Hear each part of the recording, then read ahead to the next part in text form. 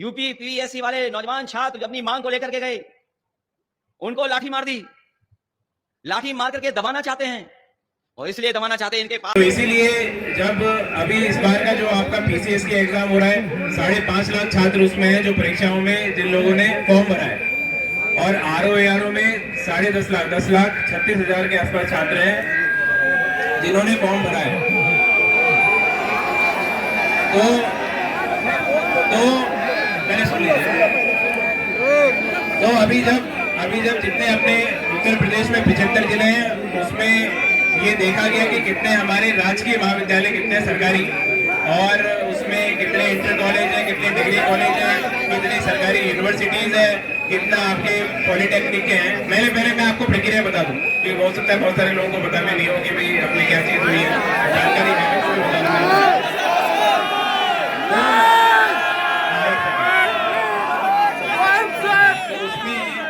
तो इसीलिए 5.5 लाख छात्र हैं और सेंटर इनको जो आवश्यकता थी वो 1758 केंद्रों की अगर एक दिन में परीक्षा कराई जाए, और चूंकि एक दिन में 1758 सरकारी हमारे पास विद्यालय, महाविद्यालय पूरे यूपी में या जो आपके डिग्री कॉलेज या यूनिवर्सिटीज को मिला के उतने नहीं थे, तो इसीलिए जितने हमारे पास अवेलेबल थे उसमें 5.5 लाख छात्रों के एक साथ परीक्षा करना मुश्किल था। इसलिए वो 2 दिन में परीक्षा कराने का निर्णय वो लिया गया ताकि कोई प्राइवेट कॉलेज को या प्राइवेट विद्यालय को परीक्षा केंद्र ना बनाया जाए और केवल सरकारी विद्यालय, सरकारी कॉलेज या हमारा जो एडेड कॉलेज है वही परीक्षा केंद्र रहे। इसके पीछे का पूरा औचित्य ये है, और ये पूर्व में जो परीक्षा हुई थी उसका पेपर लीक हो गया था, छात्रों ने ही ये मांग सरकार से की थी, इसीलिए वो प्रक्रिया अपनाई गई। दूसरा जो विषय है नॉर्मलाइजेशन का, चूंकि अगर 2 दिन में एग्जाम होगा तो उसमें पेपर अलग अलग होना ही होना है, इसलिए नॉर्मलाइजेशन की एक बात है। नॉर्मलाइजेशन के संदर्भ एक मिनट,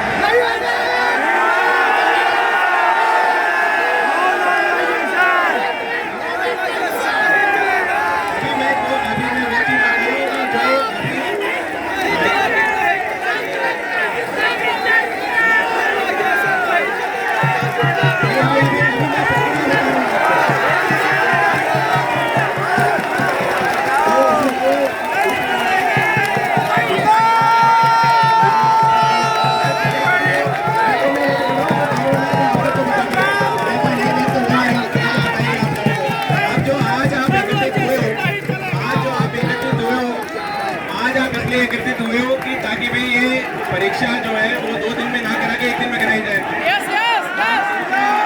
एक दिन में होगी तो नॉमिनेशन ना हो, तो इसलिए हाँ मैं वही बात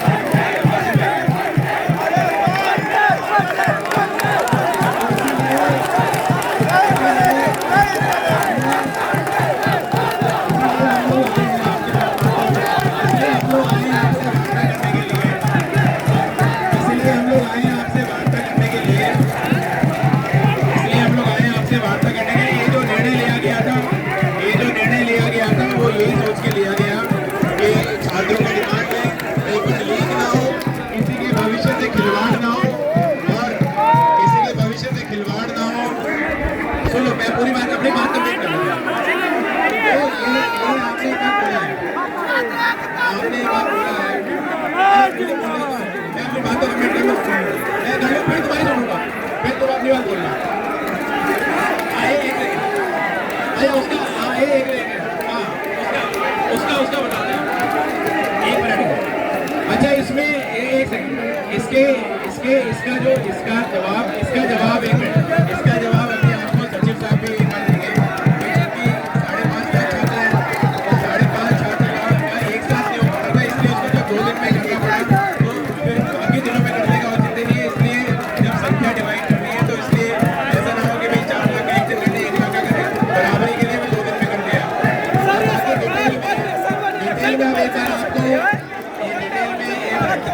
एक बार अब आपको इसकी प्रक्रिया में सचिव साहब जो है एक बार वो आपको बताएंगे, उसके बाद में आपकी क्या 1 मिनट, अरे सुन लो, अब आप सुन लो,